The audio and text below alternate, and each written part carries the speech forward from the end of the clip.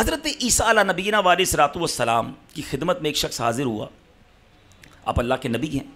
آپ سے کہا حضور میں آپ کی خدمت میں رہنا چاہتا ہوں, میں آپ کی خدمت گاروں میں رہوں گا, آپ کی خدمت بھی کرتا رہوں گا, صحبت سے بھی برکتیں لیتا رہوں گا. آپ نے کہا ٹھیک ہے. آپ علیہ الصلوۃ والسلام نے اس کو اپنے ساتھ لیا, ایک سفر پر روانہ ہو گئے. ابھی سفر پر آگے گئے تو کھانے کا وقت ہوا. حضرت عیسیٰ علیہ الصلوۃ والسلام کے پاس 3 روٹیاں تھیں. آپ نے ایک روٹی اس شخص کو دی, ایک روٹی خود تناول فرمائی. جب دونوں نے ایک ایک روٹی کھا لی تو آپ نہر کے کنارے پانی وغیرہ پینے کے لیے تشریف لے گئے. واپس آئے تو تیسری روٹی غائب تھی. اس شخص نے تیسری روٹی چھپا لی. کچھ لوگوں کو یہ پرابلم ہوتی ہے یا ٹینشن رہتی ہے کہ یار کل کیا ہوگا, پرسوں کیا ہوگا, آگے کیا بنے گا, مستقبل کا کیا ہوگا.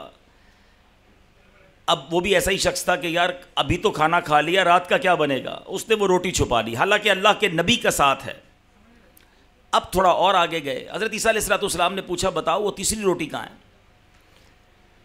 اب اس شخص نے جھوٹ کہا کہ حضور مجھے نہیں پتا وہ تیسری روٹی کہاں ہے. آپ خاموش ہو گئے.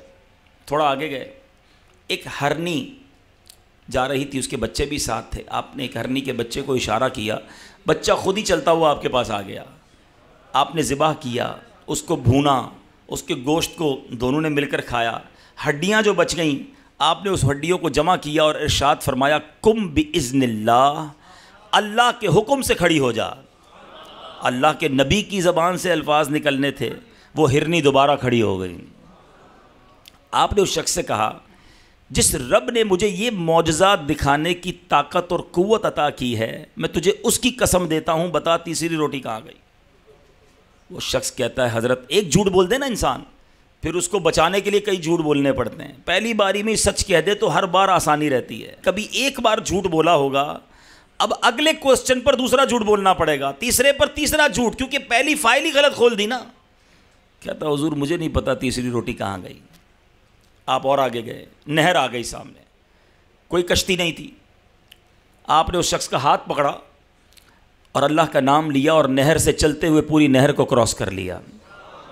پھر معجزہ دکھایا. آپ نے کہا دیکھو جس رب نے مجھے یہ معجزہ دکھانے کی طاقت بخشی, تجھے اسی رب کا واسطہ قسم دے کر پوچھتا ہوں بتا تیسری روٹی کہاں ہے. کہتا ہے حضرت مجھے نہیں پتا کہاں ہے. جھوٹ, جھوٹ پر جھوٹ. اچھا تھوڑا اور آگے گئے. اللہ کے نبی ہیں نا, ان کی تو حکمتیں, ان کا انداز, ان کی فراست. اب آپ نے مٹی کا ایک ڈھیر بنایا. حضرت عیسیٰ علیہ السلام نے دعا کی اللہ کی بارگاہ میں, وہ مٹی کا ڈھیر سونے کا ڈھیر بن گیا. اچھا آپ نے اس کے 3 حصے کیے, سونے کے ڈھیر کے 3 حصے کیے. کہا ایک تیرا, ایک میرا, تیسرا اس کا جس کے پاس تیسری روٹی ہے. ہاں پہلے ہی بندہ لالچی تھا, روٹی پر لالچ کر رہا تھا, ادھر تو سونے کی باقاعدہ ڈلی مل رہی تھی. کہا حضور میرے پاس ہی تیسری روٹی ہے. آ گیا باہر نا, سچ باہر آیا. آپ نے کہا یہ سونا بھی تجھے ہی مبارک, اب جھوٹے کے ساتھ کیا رہنا ہے. آپ نے سونا اس کو دیا, اس کو الگ کر دیا اور آپ چلے گئے, تشریف لے گئے. اب اس کہانی کا ایک دوسرا رخ, یہ کہانی بڑی بڑی کتابوں میں لکھی ہے. واقعہ حضرت عیسیٰ کی لائف میں ہوا تھا, آپ کی زندگی حیات طیبہ میں ہوا. اب وہ شخص بڑا خوش کہ مجھے اتنا سارا گولڈ مل گیا, خیالی پلاؤ بنانے لگا ہوگا. ابھی یہ آگے جا رہا تھا تو 2 بندوں نے پکڑ لیا اس کو, اور وہ تھے چور, ڈاکو. چیک کیا تو اس کے پاس سونا. کہا چلو بھائی اب تو اس کو مار دو, سونا سارا ہم لے لیتے ہیں. وہ شخص کہتا ہے مجھے مارو نہیں, اتنا سارا سونا ہے, قتل کا اپنے اوپر جو ہے وہ الزام بھی لوگے, سونا تم دونوں آدھا آدھا بانٹو گے, ایسا کرتے 3 بندے بانٹ لیتے ہیں, مجھے بھی چھوڑ دو اور مل کر کھا لیتے ہیں. ان کو بھی سمجھ آ گئی بات کہ 50% کی جگہ 33% تو مل ہی جائے گا نا, کیوں قتل کریں. تینوں نے آپس میں اس کو ڈسٹریبیوٹ کر لیا. اب خیال آیا کہ بھوک لگی ہے, کھانا کھاتے ہیں. تینوں میں سے ایک کو تھوڑا سا سونا دیا کہ جاؤ اس کو بازار میں بیچ کے اچھی سی روٹی مضبوط کھانا لے کر آؤ, سب مل کے انجوائے کرتے ہیں, کھانا کھاتے ہیں. وہ کھانا لینے گیا, سارے لالچی تھے, سارے جس کو آپ کہیں دنیا ہی کی ہوس تھی. جو گولڈ جو سونا لے کر روٹی لینے گیا نا, وہ کہتا ہے یہ جو پیچھے 2 بندے ہیں نا, اگر میں کھانے میں زہر ملا دوں یہ دونوں کھا کے مر جائیں گے, سارا سونا میرا ہو جائے گا. آئیڈیا اس کو کلک کر گیا, اس نے کھانا پیک کیا, اس کے اندر زہر ملایا.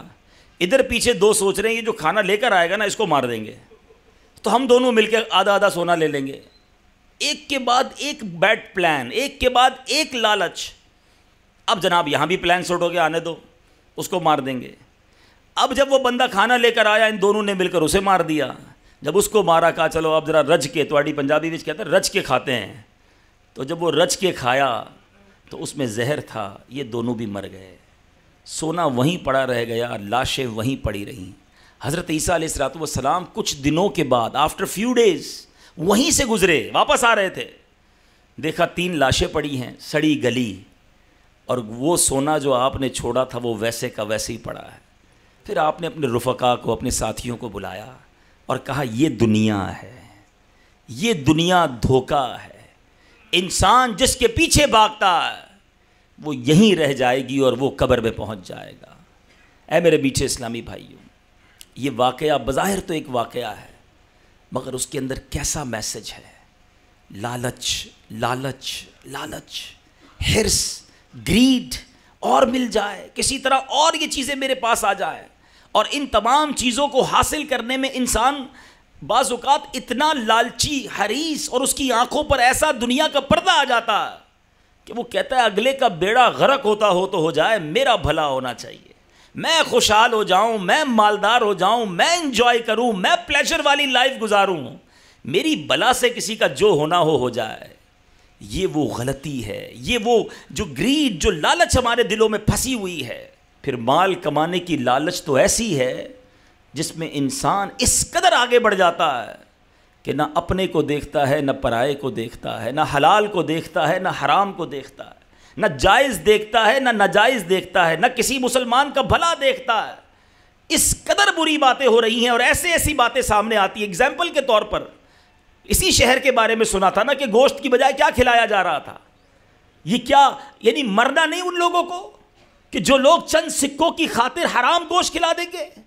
دوائیوں کے اندر ملاوٹ, کھانے کی چیزوں کے اندر ملاوٹ, اینٹی بائیوٹک یا وہ دوائیں جو جان بچانے والی ادویات کہلاتی ہیں, چند سکوں کی خاطر اس میں بھی لوگ ملاوٹ کرتے ہیں. پچھلے دنوں کے اسکینڈل پکڑا گیا کہ جس میں بلڈ جو مریضوں کو دیا جاتا ہے اس بلڈ کے اندر ملاوٹ. یہ کیا ہے؟ یہ لالچ ہی تو ہے نا کہ یہ چند سکے حرام کے کمانے والے سوچتے نہیں کہ مرنا ہے, اللہ کو جواب دینا ہے, یہ پیسہ آ تو جائے گا مگر میرے لیے کتنی بڑی بربادی لائے گا.